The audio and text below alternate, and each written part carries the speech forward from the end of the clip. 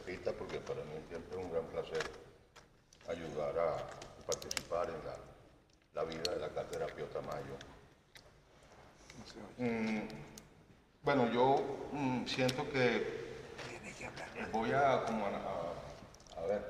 a bajar varios escalones, es lo que siento, de nivel, de los niveles teóricos en los que se han ubicado Carlos y el profesor Fuenmayor. Y voy a ser quizás mucho más pedestre, porque yo me tomé te di una interpretación quizás demasiado estricta o demasiado estrecha, también puede ser, a la pregunta del foro, ¿no? Nace en Venezuela, nació en una nueva Venezuela azul, como la llama Agustín, el 3 de enero, y una serie de calificativos en lo económico, en lo institucional. Entonces lo que yo preparé, como le digo, a un nivel de abstracción mucho más pedestre o mucho más bajo de lo que Carlos y el profesor Fuenmayor se movieron, creo. Voy a dar mi opinión, pues, sobre, primero, la respuesta a la pregunta. Mi respuesta es que no ha nacido todavía nada nuevo en Venezuela, en términos en los cuales está formulada la pregunta. Una república azul, en lo institucional, todo lo que dijeron Carlos y el profesor Fuenmayor puede ser verdad, que sea lo que muy a fondo esté ocurriendo, o haya ocurrido, que efectivamente Venezuela se haya transformado en una factoría, que hayamos retrocedido a los tiempos de la guipuzcoana, o incluso quizás buscaba algún antecedente anterior, me pensé en los Welser, podrían ser los banqueros alemanes aquellos terribles, ¿no? Pero yo no voy a estar en ese. Yo lo que hice fue preparar una exposición sobre cuáles son los tres factores que yo veo moviéndose en el escenario visible y para mí tangible de la Venezuela actual, tal como la vivo, día a día en la calle, que cuya interacción y cuyo juego va a resultar qué es lo que va a pasar cuál va a ser el saldo real del 3 de enero, en términos venezolanos concretos y pedestres. Entonces, bueno, por ahí voy, a ese nivel me voy a mover. Lo cual, por cierto, nada de lo que voy a decir, creo yo, es incompatible con lo que han dicho Carlos y el profesor Fuenmayor. Simplemente se mueve en otro nivel de abstracción mucho más bajo, mucho más pedestre, quizás es la palabra que me viene a la mente, ¿no? Yo veo tres factores, interactuando, compitiendo, pugnando en la actual situación venezolana, y el juego del combate, de la pugna, de las interacciones, de las alianzas, o cualquier palabra que ustedes, la combinación de esos tres elementos es que va a irse conformando una nueva Venezuela, que no sé si llamar república, democracia, nación, una nueva Venezuela que va a ser la que vamos a vivir, creo yo. Los tres factores son bastante evidentes. En el tercero, que es el que voy a llamar las fuerzas democráticas, que creo que vamos a tener a lo mejor Carlos, el profesor Fuenmayor y yo, diferencias en cómo conceptualizamos, cómo entendemos esa expresión, pero bueno, eso lo dejamos o para las preguntas o para cuando yo llegue a ese punto mi propia exposición, ¿no? La camisa de fuerza de los 15 minutos es terrible, Agustín. Sí. Bueno. ¿No es necesaria? Bueno, vamos con el primer actor, vamos a llamar a la potencia tutelar, pues, el coloso del norte, como se le llamaba en la literatura venezolana en el siglo pasado. El plan Estados Unidos y su plan de las tres etapas: estabilización, recuperación y transición democrática. Plan que tiene su racionalidad propia. Efectivamente, no era factible dentro del plan norteamericano, una sustitución abrupta del gobierno de Maduro por un nuevo gobierno, fuera el de Edmundo González o fuera cualquier otro, un gobierno provisional, lo que fuera. Eso no era factible en términos de estabilidad. Y creo que eso era racional y realista, ¿no? Y entonces, bueno, está la primera etapa, que es la estabilización, que se entiende operativamente en términos de dos cosas, ¿no? Ausencia de caos visible en la calle, violencia, Haití, Irak, lo que ustedes quieran, y ausencia de una segunda ola de diáspora gigantesca. Eso es lo que operativamente se entendió por estabilización. Eso ya se dio, no hubo caos en ese sentido elemental, no hubo diáspora masiva, y supuestamente estaríamos en la segunda etapa, la recuperación, que bueno, levanta todos los fantasmas a los cuales se refirió Carlos en su primera intervención. Ese plan de las tres etapas se inscribe en un macro plan geopolítico que es el que lo domina y en el cual Venezuela juega un papel, un lugar muy destacado por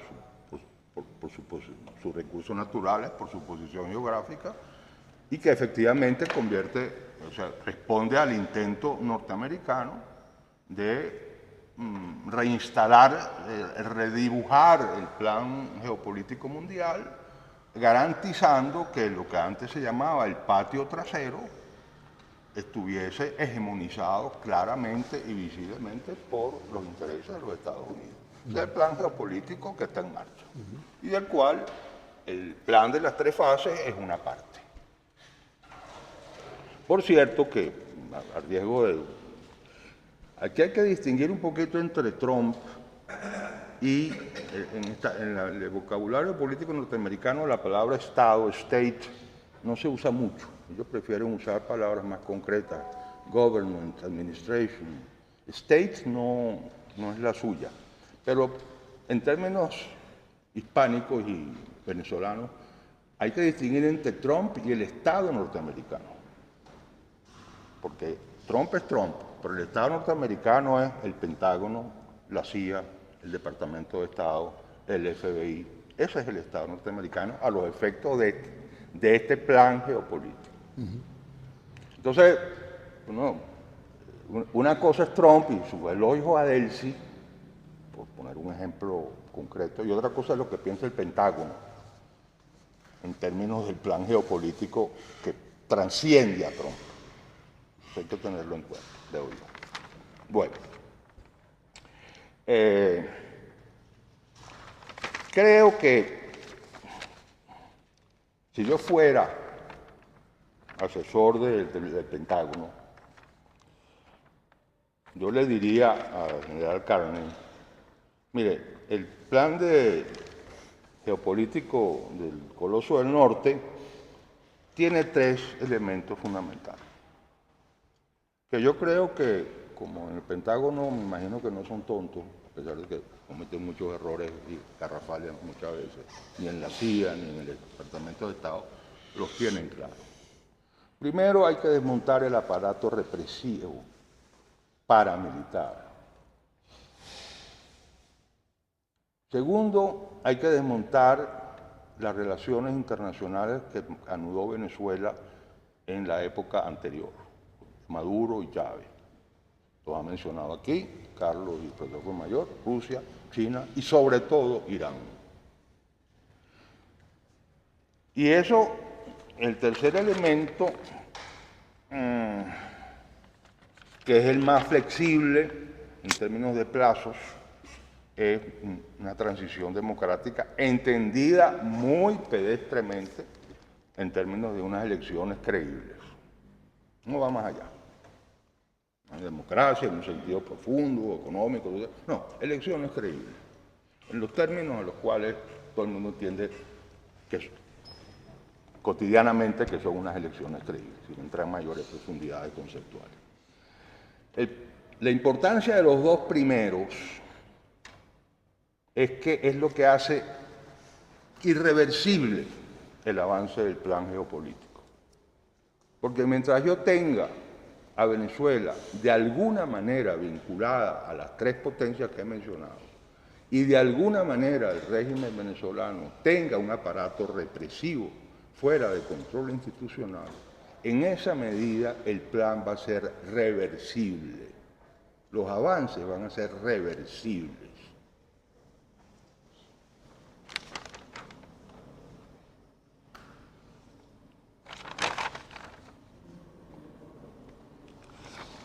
Por supuesto que dentro de esta conceptualización, el tema económico, petrolero, de las tierras raras, juega un papel. Es decir, no es solamente la competencia económica con China, es la competencia geopolítica por el poder mundial.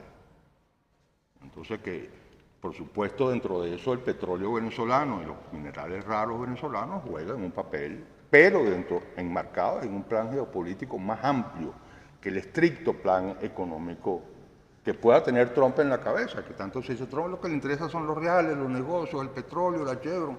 Ese es Trump. Pero hay otra cosa más amplia, que es el Estado norteamericano. Y al Estado norteamericano no solo le interesa el petróleo y el coltán, le interesa que Venezuela esté en una región, sea un socio confiable de un proyecto de poder geopolítico mundial. Okay. El segundo actor, y Estados Unidos juega con él, su plan de las tres etapas está evaluado dentro de ese marco geopolítico que yo creo que domina su planificación estratégica. El segundo actor son las autoridades interinas. Yo pienso que, así como sí, el plan de las autoridades interinas para mí también, como decía Carlos hablando de otra cosa, está cantado. Es un poco el cuento del espía Salazar. Es decir, ¿cuál es el plan? Bueno, vamos a ganar tiempo, como dice la consagrada frase, tal como yo lo entiendo, no sé, pues está equivocado. Vamos a ganar tiempo, vamos a esperar que en las elecciones de medio término Trump debilite su capacidad, las pierda y debilite su capacidad de presión sobre Venezuela. Vamos haciendo todas las concesiones económicas que haya que hacer, soltando guaral, y lo que nos interesa, el objetivo fundamental de toda esta jugada, de todo este plan, en todo caso, es permanecer en el poder. Lo ideal es que llegue noviembre, Trump pierda poder y entonces la capacidad de presión del Estado norteamericano sobre Venezuela y sobre el interinato disminuya. Pero ese es el plan. Y claro, una vez que eso ocurra, y viene el tema de la irreversibilidad, y es el tema que yo me imagino que en Coloso del Norte tienen en pantalla, bueno, y si esto ocurre, ¿qué me garantiza a mí que ese interinato no va, en términos norteamericanos, a volver a las andadas? Entonces a mí me interesa que antes de noviembre se hayan cortado las relaciones con Irán, sobre todo con Irán, se hayan cortado las relaciones con China y se hayan cortado de verdad las relaciones con Rusia. Y me interesa que para noviembre no haya en Venezuela ni un colectivo. Porque si no, yo no sé qué va a pasar si Trump pierde las elecciones de noviembre. Pensando yo en términos pentagónicos, ¿no?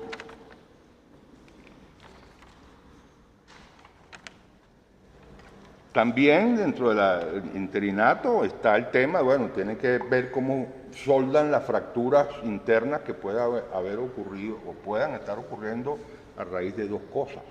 Primero, el propio 3 de enero, con todo el mundo de sospechas que eso puede haber levantado. ¿Quién ayudó? ¿Quién colaboró? ¿Quién traicionó? ¿Quién informó? Y la segunda frente de fractura, que yo no, esto es una caja negra para mí, yo no tengo la menor información sobre este punto, la obediencia al tutelaje. Es decir, porque por más que el régimen de Maduro o lo que ustedes quieran haya llegado a un alto grado de cinismo, si ustedes quieren opinarlo así, uno no sabe cuánto queda de residuo ideológico y en todo caso es muy fuerte los niveles de obediencia y de subordinación a lo que ha llegado el interinato con respecto a la potencia tutelar. Es decir, para cualquier persona que haya militado en ese terreno político ideológico, y sobre todo para los que queden, es muy fuerte. Tiene que ser muy fuerte. Entonces ahí yo no sé si eso ha producido fracturas que el interinato esté tratando de soldar como pueda. Y quizás en ese sentido de repente hay que interpretar el nombramiento de Padrino López como ministro de Agricultura, una cosa de loco, pero que de repente hay que interpretarlo en ese contexto.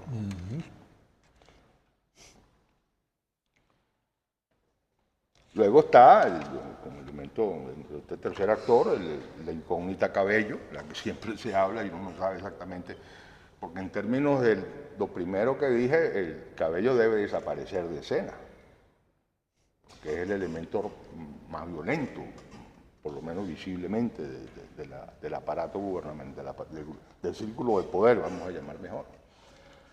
Entonces eso está ahí, y cuánto poder tiene Cabello en términos de comando real de grupos represivos fuera del control institucional, no lo sé. Por ahora, y ya en relación al tercer elemento del plan de las tres fases, que sería la reinstitucionalización jurídica y democrática, entre comillas, o como ustedes quieran entender esa palabra, son pésimas. Tenemos el nombramiento del fiscal, tenemos la ratificación del Consejo Nacional Electoral, tenemos toda la conducta, la actitud política y jurídica del interinato, de la aprobación vergonzosa en términos de su rapidez de la reforma de la ley de hidrocarburos y la nueva ley de minería, ¿no? Esto dentro del contexto de la obediencia a la potencia tutelar, pero como digo, siempre con sujeto de interrogación. Esto puede ser por ahora, mientras el interinato está sometido a una potencia tutelar en plena forma y está esperando el momento de zafarse de la tutela, o realmente esto va para largo, pase lo que pase con Trump en noviembre. Bueno, y paso al tercer actor de este juego, que es lo que llamo las fuerzas democráticas, las cuales yo personalmente me inscribo. No sé si Carlos y el profesor Mayor se sentirían incluidos allí. Me da la impresión de que no, pero bueno, no lo sé. Que se mueve en tres planos. Es lo que vemos en la calle cotidianamente. El tema de los derechos humanos, la libertad de los presos políticos. El segundo, el tema de los derechos socioeconómicos, el famoso plan de emergencia de Agustín, que es la otra reivindicación, bueno, absolutamente comprensible y mucho más, como profesor universitario, vaya si lo sabemos, ¿no? Y el tercero, que es para mí el clave, que es de la reivindicación democrática en ese sentido elemental de tener unas elecciones creíbles donde participen los actores políticos vigentes en la sociedad venezolana, lo cual incluye, pues lamento decirlo, a la señora Machado. Entonces, que desde el punto de vista de la planificación del Coloso del Norte trae muchos beneficios, porque es un socio confiable, genuino, no es una obediencia forzada, no es un ejercicio de cinismo de parte de la señora Machado estar de acuerdo con los lineamientos geopolíticos y económicos del capitalismo norteamericano. Eso es lo que ella piensa de verdad. Entonces no es una obediencia forzada, reversible, es un aliado confiable, es un aliado genuino, es un aliado con mucho prestigio internacional, es un aliado a largo plazo. Entonces, desde un punto de vista de una planificación menos miope, podríamos decir, mira, lo que nos interesa a nosotros, el Coloso del Norte, es que esa transición democrática, eso que llamamos transición democrática, entre comillas, como ustedes quieran ponerle todos es lo que nos conviene a largo plazo. Allí mientras esté el interinato, en términos de lo que decía Zambrano y Timoteo, mientras quedan 5 años, eso no hay que confiar. Desde el punto de vista de mis intereses como potencia hegemónica. También me interesa, dentro de unos plazos que habrá que ver cuáles son, que efectivamente se produzca una transición democrática en Venezuela, tal como los venezolanos o la mayoría de los venezolanos quiere que se produzca. En quienes la conciencia de la factoría, en quienes en términos de la conciencia republicana, en quienes en términos de la conciencia nacional, eso está muy diluido, muy bajito. Los venezolanos lo que quieren es unas elecciones donde puedan votar por los dirigentes o la dirigente que a ellos les gusta. Eso es todo lo que quieren. Y bueno, da la casualidad que esa dirigente trae unas ofertas que coinciden con las posiciones norteamericanas en prácticamente todos los planos. Entonces, bueno, esos son los 3 actores. Y esos están jugando los 3. Entonces tú dices, bueno, Trump, Marco Rubio, el Pentágono, el interinato, Timoteo Zambrano, Cabello, María Corina Machado, la oposición mansa, que llamo yo, la que está en el Congreso, no la cránica, la mansa, que son distintas. La cránica es una y la mansa es otra. Bueno, entonces está jugando ahí. Y de ahí es que va a salir la respuesta a la pregunta que hacía Agustín. ¿Cuáles van a ser las consecuencias a largo plazo del 3 de enero? Yo no lo sé. No es una nueva Venezuela todavía. Ni azul, ni roja, ni amarilla, ni de ningún color. Eso lo vamos a ir viendo a medida que se vaya dilucidando el juego de estos 3 actores, que son los que yo he seleccionado para esta exposición. Muy bien.